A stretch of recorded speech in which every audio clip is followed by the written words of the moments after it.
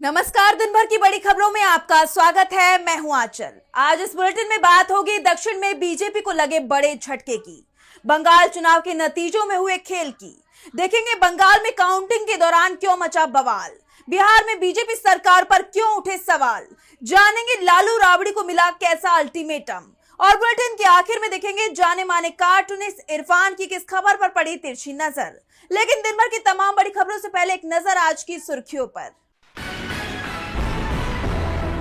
बिहार में जल्द होगा मंत्रिमंडल का विस्तार, बीजेपी जेडीयू के बीच तय किया गया 16-16 मंत्रियों का फॉर्मूला।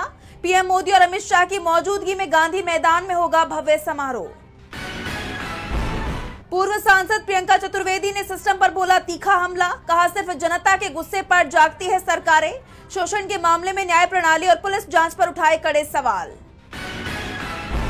सुप्रीम कोर्ट का ट्रांसजेंडर संशोधन एक्ट पर केंद्र राज्य को नोटिस, 6 हफ्ते में मांगा जवाब। विपक्ष का आरोप, पहचान खुद तय करने का अधिकार छीनता है संशोधन विधेयक। बारामती उपचुनाव में सुनेत्रा पवार की हुई एकतरफा जीत, 2,18,930 वोटों से जीती डिप्टी सीएम, कहा यह अंत नहीं शुरुआत है। और हरे निशान पर बंद हुआ शेयर बाजार, 355 अंकों की बढ़त के साथ 77,269 पर बंद हुआ सेंसेक्स। वहीं 121 अंकों की तेजी के साथ 24,119 पर बंद हुआ निफ्टी। ये तो थी सुर्खियां। अब बात आज की सबसे बड़ी खबर की। असम, पश्चिम बंगाल, तमिलनाडु, केरलम और पुदुचेरी में सरकार किसकी बनेगी, इसे लेकर तस्वीर अब साफ होती दिखाई दे रही है।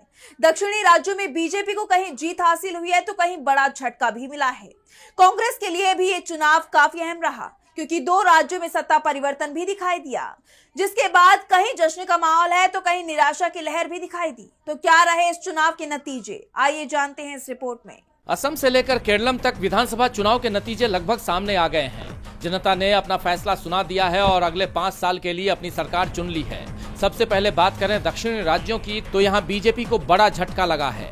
तमिलनाडु और केरलम दोनों ही राज्यों में पार्टी अपने पैर जमाने में फेल हो गई, जबकि केरलम में कांग्रेस के गठबंधन को बड़ी जीत हासिल हुई है और सबसे ज्यादा सीटों पर जीत हासिल करने के साथ वहां कांग्रेस नंबर 1 पार्टी बनकर उभरी है। आंकड़ों के मुताबिक केरलम की 140 सीटों में बहुमत का आंकड़ा 71 का है और कांग्रेस के नेतृत्व वाले गठबंधन यूडीएफ को 100 सीटों पर जीत मिली है। सीपीएम के नेतृत्व वाले गठबंधन एलडीएफ को 35 सीटें मिली हैं। बीजेपी को सिर्फ 3 सीटों पर जीत मिली है, यानी एलडीएफ की सरकार जा रही है। हालांकि मौजूदा सीएम पिनरई विजयन अपनी धर्मादम की सीट बचाने में जरूर कामयाब रहे, लेकिन उनकी सरकार के अधिकांश मंत्रियों को हार मिली है। कांग्रेस 63 सीटों के साथ सबसे बड़ी पार्टी बनी है। इसके बाद बात करें तमिलनाडु की, तो यहाँ भी बीजेपी कोई कमाल नहीं दिखा पाई। यहाँ की जनता पर पीएम मोदी का मैजिक काम नहीं आया। एआईडीएमके, जिसके साथ बीजेपी ने गठबंधन किया था, वो गठबंधन तीसरे नंबर पर आया है। सत्तारूढ़ डीएमके को भी निराशा हाथ लगी है। मुख्यमंत्री एमके स्टालिन अपनी सीट तक नहीं बचा पाए। कोलाथूर में उन्हें हार का सामना करना पड़ा, लेकिन सबसे ज्यादा चौंकाया एक्टर विजय की पार्टी टीवीके ने, जो सरकार बनाने के करीब पहुंच गए हैं। उनकी पार्टी को सबसे ज्यादा सीटें मिली हैं। एक्टर विजय की पार्टी टीवीके को 109 सीटों पर जीत मिली है। डीएमके के नेतृत्व वाला गठबंधन 70 सीटों पर जीतने में कामयाब रहा है। एआईडीएमके गठबंधन करीब 50 सीटों के करीब पहुंचने में कामयाब रहा। इधर चुनाव नतीजे आने से पहले ही टीवीके के प्रमुख विजय के पिता एसए चंद्रशेखर ने कांग्रेस की तरफ दोस्ती का हाथ बढ़ाया है। उसे सरकार बनाने के लिए गठबंधन का न्योता दिया है, यानी तमिलनाडु में टीवीके के साथ कांग्रेस की गठबंधन सरकार बन सकती है। ऐसे में यहाँ सरकार बनाने के लिए नया गठबंधन बनता दिखाई दे रहा है। दक्षिण के इन राज्यों में भले ही बीजेपी मुश्किल से अपना खाता खोल पाई है, लेकिन पुदुचेरी में वो सरकार दोहराएगी। यहाँ बीजेपी के साथ एनआर कांग्रेस की सरकार फिर बनेगी। एन रंगास्वामी 5वीं बार सीएम बनने जा रहे हैं और असम में भी बीजेपी की ही सत्ता लौटेगी। हिमंता विश्व शर्मा के नेतृत्व में बीजेपी ने अकेले अपने दम पर बहुमत हासिल कर लिया है। बीजेपी 80 से ज्यादा सीटें जीतने में कामयाब रही है, जबकि गठबंधन में ये आंकड़ा 100 तक पहुंच गया है। कांग्रेस के गौरव गोगोई को जोरहाट सीट से हार का सामना करना पड़ा है। 5 राज्यों के नतीजे आ गए हैं, लेकिन सबसे ज्यादा सुर्खियों में बंगाल ही बना हुआ है। बंगाल में काउंटिंग के दौरान बीजेपी और टीएमसी के बीच कड़ी टक्कर देखने को मिली। पहले बीजेपी को बढ़त की खबर सामने आई, मगर धीमी काउंटिंग और सभी सीटों के आंकड़े जारी न किए जाने को लेकर टीएमसी ने लगातार चुनाव आयोग को घेरा। ममता बनर्जी ने इसे बीजेपी की साजिश बताया और भवानीपुर के काउंटिंग सेंटर भी पहुंच गई। तो बंगाल में किसकी बन रही है सरकार, जानने के लिए देखिए रिपोर्ट। पश्चिम बंगाल में अब तक का सबसे आक्रामक चुनाव देखने को मिला। जहां सुबह वोटों की गिनती शुरू होते ही पूरे राज्य का सियासी माहौल गरमाया रहा और अब राज्य की तस्वीर साफ हो गई है। राज्य की 294 सीटों में से 293 सीटों पर काउंटिंग कराई गई, जिसमें बीजेपी को 2/3 से ज्यादा सीटों पर जीत मिलती दिखाई दे रही है। बीजेपी 190 से ज्यादा सीटें जीतकर सरकार बनाने की तैयारी में है। वहीं सत्ताधारी तृणमूल कांग्रेस यानी टीएमसी 100 सीटों की संख्या तक भी नहीं पहुंच पाई है। बाकी दल साफ हो गए हैं। काउंटिंग के दौरान जबरदस्त हलचल मची रही। टीएमसी ने काउंटिंग में हेराफेरी के आरोप लगाए। ममता ने पार्टी के लोगों के लिए वीडियो जारी कर कहा कि कोई भी काउंटिंग एजेंट और उम्मीदवार अपने वोटिंग एरिया को छोड़कर न जाए। स्ट्रॉन्ग रूम में जो काउंटिंग चल रही है उस जगह को कोई भी छोड़कर ना जाए। ये बीजेपी की एक साजिश है। मैं कल से ही कह रही हूँ कि पहले 2-3 राउंड में वो अपने वोट दिखाएंगे और फिर हमारे। এটা বিজেপির প্ল্যান। প্রথম 2-3 রাউন্ডে আমি কালকে থেকেই বলছি। टीएमसी की तरफ से कहा गया कि चुनाव आयोग की वेबसाइट पर नतीजे अपलोड नहीं किए जा रहे हैं।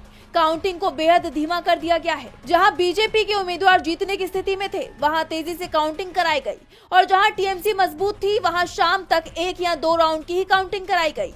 और यही कारण है कि चुनाव आयोग ने भी कह दिया है कि सभी नतीजे देर रात तक ही जारी हो पाएंगे। बंगाल की जनता और पूरे देश की नजरें अब अंतिम नतीजों पर टिकी हुई हैं। ममता बनर्जी ने अब मोर्चा खोल दिया है। जगह जगह गड़बड़ी और हिंसा की खबरों को देखते हुए वो खुद मैदान में उतर गई हैं। दरअसल बंगाल में काउंटिंग के दौरान कई जगहों पर हिंसक झड़प की खबर सामने आई। इस बीच बीजेपी कार्यकर्ता सीएम ममता बनर्जी के घर के बाहर भी पहुंच गए, तो दूसरी तरफ सुप्रीम कोर्ट ने हिंसा को लेकर दायर याचिका पर बड़ी टिप्पणी भी कर दी। तो क्या है पूरी खबर, जानेंगे इस रिपोर्ट में। पश्चिम बंगाल में काउंटिंग के दौरान भयंकर बवाल देखने को मिला। बीजेपी और टीएमसी कार्यकर्ता कई सीटों पर उलझते हुए नजर आए, जिसने राज्य का सियासी पारा हाई कर दिया। दरअसल बांकुड़ा यूनिवर्सिटी के काउंटिंग सेंटर के बाहर बीजेपी और टीएमसी कार्यकर्ताओं के बीच भिड़ंत और पथराव की खबरें आई, जिसके बाद पुलिस को लाठियां तक बरसानी पड़ी। वहीं आसनसोल इंजीनियरिंग कॉलेज स्थित मतगणना केंद्र के पास भी झड़प के दौरान कुर्सी और गाड़ियों में तोड़फोड़ की गई। इसके अलावा कूच बिहार में भी टीएमसी और बीजेपी वर्कर्स में झड़प की खबर सामने आई। और इतना ही नहीं, काउंटिंग से पहले भवानीपुर विधानसभा क्षेत्र के सखावत मेमोरियल स्कूल में काउंटिंग सेंटर के बाहर टीएमसी और बीजेपी के काउंटिंग एजेंटों के बीच भी बहस की खबर सामने आई थी। इन सब के अलावा कुछ नारेबाजी की घटनाएं भी सामने आई। इस बीच बीजेपी कार्यकर्ता कोलकाता में मुख्यमंत्री ममता बनर्जी के घर के बाहर पहुंचे और वहां उन्होंने जय श्री राम के नारे लगाए, जिसका वीडियो भी खूब वायरल हो रहा है।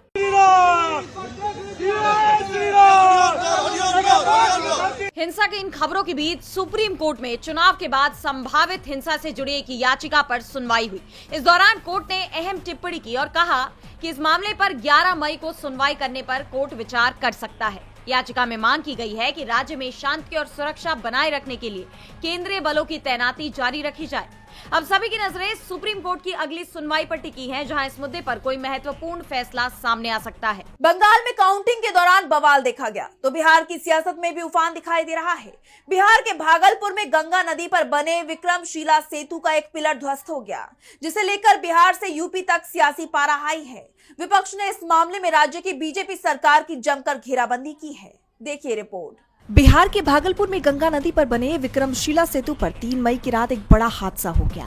करीब 1:10 पर पुल का एक पिलर ध्वस्त हुआ और उस पर टिका स्लैब पूरी तरह गंगा नदी में समा गया, जिसे लेकर अफरा तफरी मच गई। हालांकि गनीमत ये रही कि समय रहते पुलिस और प्रशासन ने मुस्तैदी दिखाते हुए आवाजाही रोक दी थी, जिससे स्लैब गिरने के दौरान कोई वाहन उसकी चपेट में नहीं आए और बड़ा नुकसान टल गया। लेकिन अब इस हादसे को लेकर सियासत गर्मा गई है। आरजेडी ने सरकार पर तंज कसते हुए एक्स पर पोस्ट किया। देर रात भागलपुर में गंगा नदी पर बना 4.7 किलोमीटर लंबा विक्रमशिला सेतु का पाया नंबर 133 ध्वस्त हो गया और एक स्लैब गंगा में गिर गया। लंबे समय से तमाम शिकायतों के बावजूद हो रही लापरवाही और प्रशासनिक उदासीनता की भेंट चढ़ गया एक और पुल। स्थानीय लोग लंबे समय से कमजोर पाया को लेकर किसी दुर्घटना की आशंका जता रहे थे, पर सरकार और प्रशासन की नींद अब दुर्घटना के बाद खुली है। सरकार का ध्यान सेतु की ठोस तकनीकी मरम्मत पर नहीं, बल्कि सिर्फ बाहरी रंगाई पुताई पर रहा। कनपन भी कहीं अधिक बढ़ चुका था, पर हर शिकायत को अनसुना कर दिया गया। तो वही सपा प्रमुख अखिलेश यादव ने बीजेपी पर तंज कसते हुए एक्स पर पोस्ट किया कि टूट रहे हैं वो पुल जिनका काम है जोड़ना। विपक्ष के इस हमले से सरकार सख्ते में आ गई है। अब देखना ये होगा कि विपक्ष के तंज पर सरकार की तरफ से क्या कुछ सफाई आती है। एक तरफ बिहार में सरकार गिर गई है, जिससे सियासी पारा चढ़ा हुआ है। वहीं अब सीएम सम्राट चौधरी ने पूर्व सीएम लालू यादव को बंगला खाली करने के लिए नोटिस जारी किया है और इसके पीछे वजह माने जा रही है पूर्व मुख्यमंत्री नीतीश कुमार। खबर है कि नीतीश कुमार एनडीए के घातक बन सकते हैं, इसलिए सरकार ने ये कदम उठाया है। तो क्या है पूरी खबर, जानने के लिए देखिए रिपोर्ट। बिहार की सियासत में एक बार फिर सियासी हलचल तेज होती हुई दिखाई दे रही है। दरअसल बिहार के पूर्व मुख्यमंत्री और आरजेडी सुप्रीमो लालू यादव और उनकी पत्नी राबड़ी देवी को बंगला खाली करने के लिए नोटिस जारी किया गया है। ये बंगला राबड़ी देवी के नाम से 10 सर्कुलर रोड पर अलॉटेड है और इसमें लालू यादव और राबड़ी देवी का परिवार पिछले 20 सालों से रह रहा है। हैरानी की बात तो यह है कि बिहार की सम्राट चौधरी सरकार ने राबड़ी देवी को यह सरकारी आवास खाली करने के लिए अल्टीमेटम उस वक्त दिया है जब महज 2 दिन पहले ही पूर्व सीएम और जेडीयू प्रमुख नीतीश कुमार लालू यादव के पड़ोसी बने हैं। जैसा कि आप जानते हैं, नीतीश कुमार सीएम आवास एक अड़े मार्ग छोड़कर दूसरे सरकारी आवास 7 सर्कुलर रोड में 2 दिन पहले ही शिफ्ट हुए हैं। इस बदलाव से पूर्व मुख्यमंत्री लालू यादव और राबड़ी देवी नीतीश कुमार के पड़ोसी बन गए हैं। लेकिन अब नीतीश कुमार के बंगले से सिर्फ 200 मीटर दूर रहने वाली राबड़ी देवी को सरकारी बंगला 10 सर्कुलर रोड खाली करने का नोटिस दे दिया गया है। इस घटनाक्रम ने राज्य की सियासत में उबाल ला दिया है। कयास है कि आसपास रहने से लालू यादव और नीतीश कुमार के बीच करीबियां बढ़ सकती हैं और ये एनडीए के लिए घातक साबित हो सकता है, क्योंकि नीतीश कुमार के लिए माना जाता है कि पलटी मारना उनके लिए कोई बड़ी बात नहीं है और जब से नीतीश कुमार राज्यसभा गए हैं तब से ही ये कहा जा रहा है कि वो सीएम की कुर्सी वापस लेने के लिए कभी भी बीजेपी को झटका दे सकते हैं। ऐसे में नीतीश कुमार और लालू यादव का पड़ोसी होना एनडीए और खास तौर पर बीजेपी के लिए डर का माहौल बना रहा था। राजनीतिक जानकारों का भी यही मानना है कि बीजेपी को डर है कि नीतीश कुमार पहले से ही मन बदल रहे हैं। ऐसे में लालू से करीबी बीजेपी के लिए घातक साबित हो सकती है। बिहार में बीजेपी परेशान नजर आ रही है तो यूपी में भी बीजेपी की मुसीबत बढ़ती दिखाई दे रही है। शंकराचार्य स्वामी अविमुक्तेश्वरानंद की गविष्टि यात्रा ने राज्य की सियासत में नया मोड़ ला दिया है। सीएम योगी आदित्यनाथ पर तीखा हमला करते हुए उन्होंने गौ संरक्षण के दावों को खोखला बताया। उनके कड़े तेवरों ने राजनीतिक गलियारों में हलचल तेज कर दी है। देखिए रिपोर्ट। शंकराचार्य स्वामी अविमुक्तेश्वरानंद सरस्वती की गविष्टि यात्रा कुशीनगर पहुंची, जहां उनके तीखे तेवरों ने प्रदेश की सियासत में उबाल ला दिया है। गोरखपुर से शुरू हुई इस यात्रा के दौरान शंकराचार्य ने न सिर्फ गौ संरक्षण का मुद्दा उठाया बल्कि सत्ता पक्ष को भी आड़े हाथों लिया। शंकराचार्य ने मुख्यमंत्री योगी आदित्यनाथ पर सीधा हमला बोलते हुए उन्हें गौरक्षा के मामले में कमजोर करार दिया। उन्होंने आरोप लगाया कि जो लोग गौरक्षा के नाम पर सत्ता में आए, आज वही गौ हत्यारों से चंदा और वोट ले रहे हैं। उन्होंने गौशालाओं की बदहाली का जिक्र करते हुए कहा कि वहां चारे का अभाव है और पारदर्शिता की इतनी कमी है कि पत्रकारों तक के प्रवेश पर रोक लगा दी गई है। उन्होंने दो टूक कहा कि हिंदू हितों की दुहाई देने वाली सरकार गायों की सुरक्षा के लिए ठोस नीति बनाने में विफल रही है। जैसा कि आप जानते हैं कि एक दिन पहले भी उन्होंने चेतावनी भरे लहजे में कहा था कि किसी में इतनी हिम्मत नहीं है कि मुझे मरवा दे। अगर किसी दल ने ऐसी कोशिश की तो वो सत्ता से बेदखल हो जाएगा। उन्होंने हिंदू राष्ट्र की चर्चा को महज दिखावा बताते हुए पूछा कि अगर सरकार वास्तव में रक्षक है तो गौमाता की दुर्दशा क्यों हो रही है। शंकराचार्य ने कहा कि समाज अब 2 वर्गों में बंट गया है, एक गौ सेवक और दूसरा स्वार्थी तत्व। दरअसल शंकराचार्य की इस यात्रा का अहम मकसद गाय को राष्ट्रमाता का सम्मान दिलाना है। शंकराचार्य के इन बयानों ने उत्तर प्रदेश की राजनीति में हलचल तेज कर दी है। माना जा रहा है कि ये टकराव आने वाले दिनों में और तेज होगी। शंकराचार्य ने योगी सरकार के खिलाफ कड़ा रुख अपनाया है तो हॉर्मुज स्ट्रेट में भी नया मोर्चा खुलता दिख रहा है। पश्चिम एशिया में शांति भंग होने वाली है। अमेरिकी राष्ट्रपति डोनाल्ड ट्रंप के बयानों से कुछ ऐसे ही संकेत मिल रहे हैं। अमेरिकी नौसेना प्रोजेक्ट फ्रीडम शुरू कर रही है, जिसके तहत हॉर्मुज में फंसे जहाजों को निकाला जाएगा। जिसके बाद सवाल ये उठ रहे हैं कि क्या अमेरिका ईरान के खिलाफ हॉर्मुज में जंग छेड़ने की तैयारी में जुट गया है। तो क्या है पूरी खबर, जानने के लिए देखिए रिपोर्ट। अमेरिका और ईरान के बीच सीज फायर टूट गया है। ये सवाल इसलिए उठ रहे हैं क्योंकि हॉर्मुज में एक अमेरिकी युद्धपोत पर 2 मिसाइलें दागी गई। इस हमले को लेकर फार्स समाचार एजेंसी ने ईरानी सेना इस्लामिक रेवोल्यूशनरी गार्ड कोर यानी IRGC के हवाले से बताया कि जब अमेरिकी नौसेना के एक पोत ने रेवोल्यूशनरी गार्ड की चेतावनी को नजरअंदाज कर दिया तो जास्क द्वीप के पास उस पर 2 मिसाइलें दागी गई। ये हमला ऐसे वक्त में हुआ जब अमेरिकी राष्ट्रपति डोनाल्ड ट्रंप ने ईरान के 14 सूत्रीय नए प्रस्ताव को ठुकराते हुए हॉर्मुज में एक बड़े मिशन का ऐलान कर दिया। ट्रंप ने प्रस्ताव को लेकर कहा कि ये स्वीकार करने लायक नहीं है। साथ ही ट्रुथ सोशल पर घोषणा की कि जिन देशों का मध्य पूर्व में चल रहे विवाद से लेना देना नहीं है, ऐसे कई देशों ने हॉर्मुज स्ट्रेट से अपने जहाजों को बाहर निकालने के लिए मदद मांगी है। हमने इन देशों से साफ कहा है कि हम उनके जहाजों को सुरक्षित तरीके से बाहर निकालेंगे। ये प्रक्रिया प्रोजेक्ट फ्रीडम के तहत शुरू होगी, लेकिन अगर इस मानवीय काम में किसी तरह की रुकावट डाली गई तो उसका सख्ती से जवाब दिया जाएगा। इस मिशन में 15,000 सैनिक और 100 से ज्यादा जल और थल आधारित विमान शामिल होंगे। ट्रंप ने जिस तरह होर्मुज में अमेरिकी सैनिकों की मौजूदगी को बढ़ाने का ऐलान किया, साथ ही ईरान को धमकाया भी है, जिसे बाद में ईरान भड़का हुआ है। उसने इसे सीज फायर का उल्लंघन करार देते हुए कहा कि अगर अमेरिका ऐसा कदम उठाता है तो हमारा रुख बिल्कुल साफ है। हम जवाबी कार्रवाई करेंगे और सैन्य रूप से मुकाबला करेंगे और ऐसी स्थिति में युद्ध विराम खत्म हो जाएगा। और अब जब अमेरिकी पोत पर मिसाइलें दागी गई हैं, तो ये सवाल उठ रहे हैं कि क्या अमेरिका और ईरान में जंग दोबारा शुरू हो सकती है। इस घटनाक्रम ने पूरी दुनिया की चिंता बढ़ा दी है। और बुलेटिन के आखिर में देखेंगे जाने माने कार्टूनिस्ट इरफान की किस खबर पर पड़ी तिरछी नजर।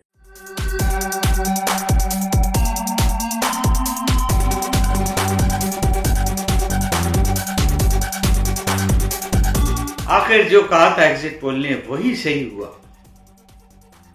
जैसा कि नतीजे आए हैं वो चौंकाने वाले भी हैं।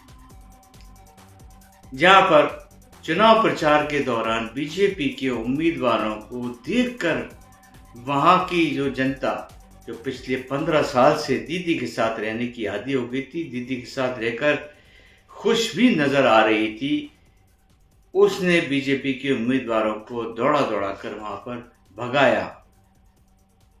उनके साथ में उनके प्रचार को उन्होंने मंजूर नहीं किया। तो जब नतीजे आए हैं तो वाकई में बहुत चौंकाने वाले आ रहे हैं, इसलिए कि दीदी की बात नहीं हुई लेकिन सर की बात वहां पर मान ली गई है। इसका मतलब यह है कि मोदी है तो मुमकिन है भी हो गया।